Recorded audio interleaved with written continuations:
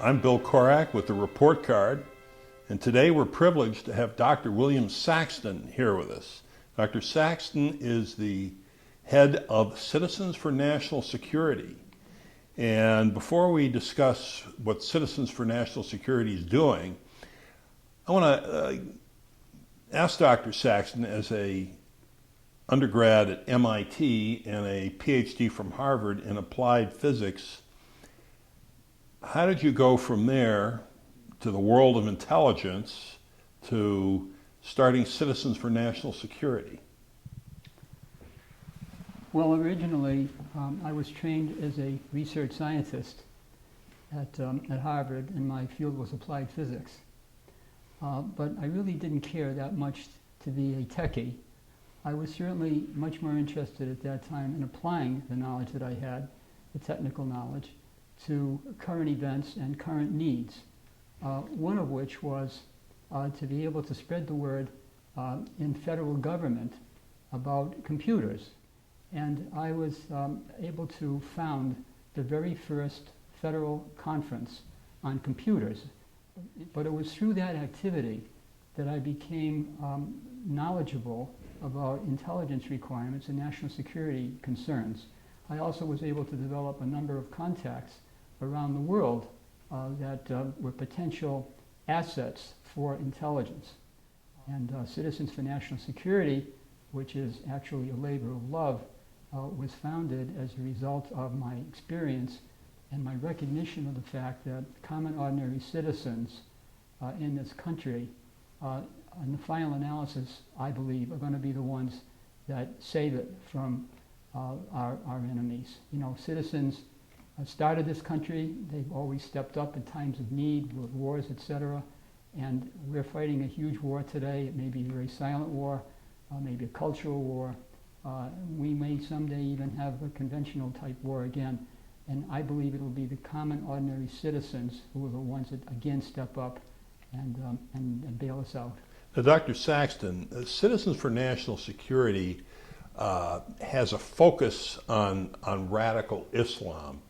How do you see that manifest in this country? Well, there are a couple of ways. First of all, there's the very obvious overt applications of their beliefs.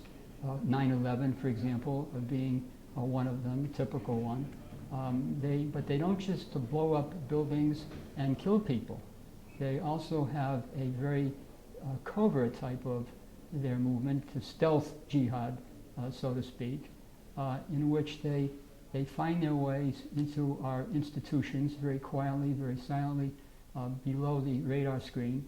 And as an example of that, they have inculcated their beliefs and their objectives in textbooks. Citizens for National Security embarked over 2 years ago on a pretty ambitious study of textbooks. Could you tell us a little bit about what inspired that and how long it took you to do this study and what you found? Well, it came to my attention quite accidentally in perusing a textbook that was being used by my own grandchild.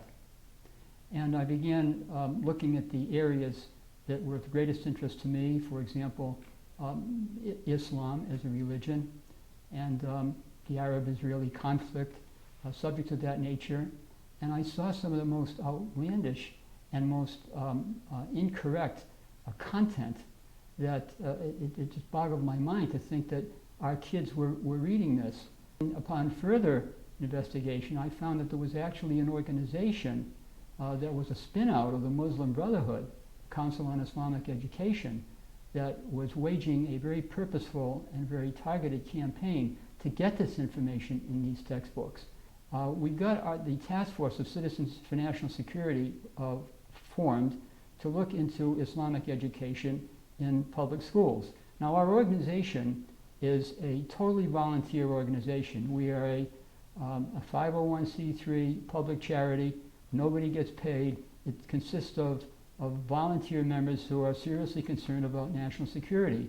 And we put together a team starting in about mid-2008. And that team looked into as many of the egregious textbooks as we could lay our hands on.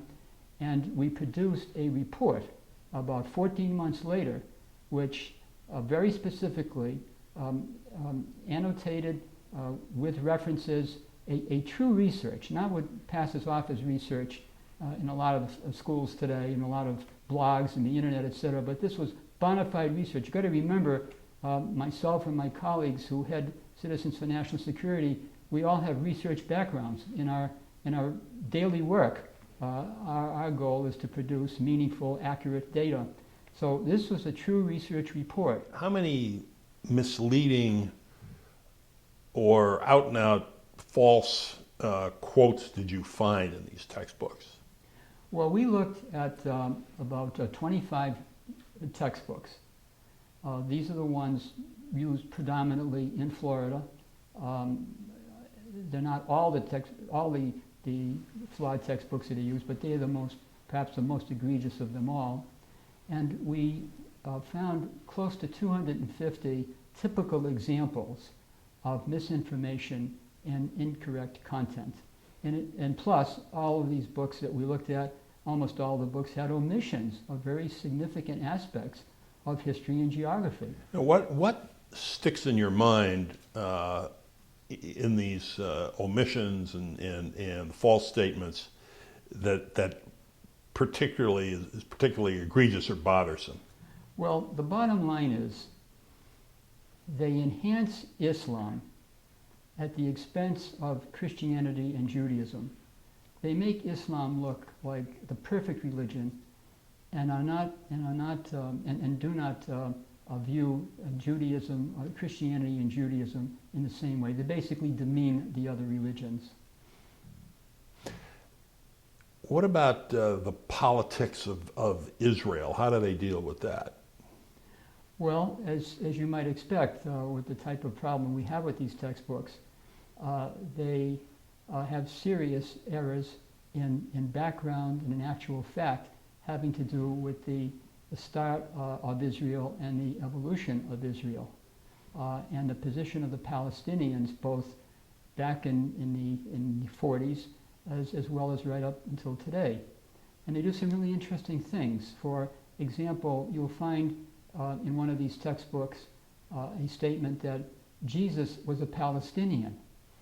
Now they do this because their thinking is that if they can equate Jesus to the Palestinians, that will make the position of the Palestinians more credible and enhance the Palestinian cause. But obviously that's an incorrect statement, because when Jesus was alive, Palestine wasn't even defined. There was no Palestine. Palestine didn't even get named until about 150 years after Jesus' death.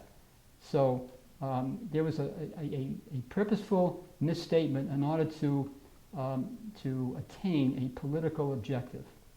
And the whole development of the Arab-Israeli wars, or the conflict between the Arabs and the Israelis immediately following the creation of Israel, is all put in such a context that it makes Israel look like the bad guys for all of these years.